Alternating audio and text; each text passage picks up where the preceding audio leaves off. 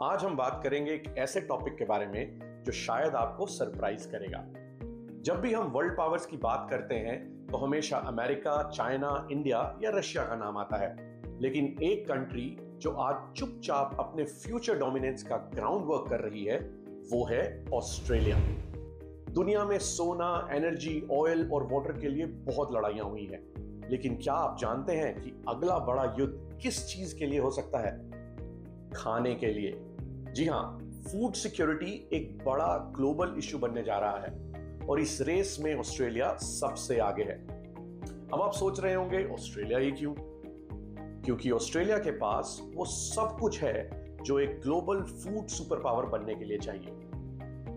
आइए आपको इस टॉपिक के बारे में थोड़ा डिटेल में बताते हैं। ऑस्ट्रेलिया दुनिया के सबसे बड़े लैंड मासेस में से एक है, लेकिन बात सिर्फ लैंड के साइज की नहीं है। ये लैंड हाईली फर्टाइल है और एग्रीकल्चर के लिए बिल्कुल परफेक्ट है। अगर क्रॉप्स की बात करें तो ऑस्ट्रेलिया में गेहूं, बाजरा, गन्ना और चना जैसी फसलें बहुत बड़ी मात्रा में एक्सपोर्ट करता है।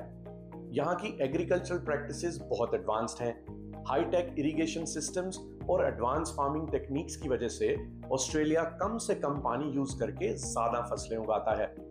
और बात सिर्फ फार्मिंग की नहीं है, ऑस्ट्रेलिया लाइव स्टॉक प्रोडक्शन में भी एक सुपर पावर है।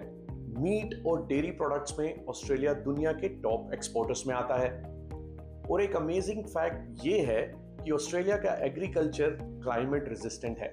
मतलब क्लाइमेट चेंज के चैलेंजेस के बावजूद ऑस्ट्रेलिया की फूड प्रोडक्शन कैपेसिटी दुनिया के और कंट्रीज के मुकाबले काफी ज्यादा स्टेबल है। अब बात करते हैं ग्लोबल फूड डिमांड की। आपको पता ही होगा कि दुनिया की पॉपुलेशन बहुत तेजी से बढ़ रही है।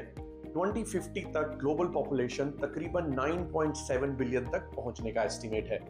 लेकिन साथ ही साथ फर्टाइल लैंड और फ्रेश वाटर रिजर्व्स कम होते जा रहे हैं। अफ्रीका, मिडिल ईस्ट और एशिया के कई पार्ट्स क्लाइमेट चेंज की वजह से फूड शॉर्टेजेस फेस कर रहे हैं। इस बढ़ती हुई डिमांड को पूरा करने के लिए दुनिया को एक रिलायबल फूड सप्लायर की जरूरत है और यहाँ ऑस्ट्रेलिया एक हीरो की तरह इमर्ज हो सकता है। ऑस्ट्रेलिया के पास फर्टाइल लैंड के साथ साथ लो पॉपुलेशन का एडवांटेज है। मतलब ऑस्ट्रेलिया अपनी फूड प्रोडक्शन का मेजर पोर्शन एक्सपोर्ट कर सकता है, जहां इंडिया और चाइना जैसी बड़ी कंट्रीज अपनी सारी प्रोडक्शन सेल्फ कंज्यूम कर लेती हैं। आज के टाइम में दुनिया की बहुत सारी कंट्रीज, जिसमें इंडिया और चाइना भी शामिल है, ऑस्ट्रेलिया से बड़ी मात्रा में फूड इंपोर्ट करती हैं।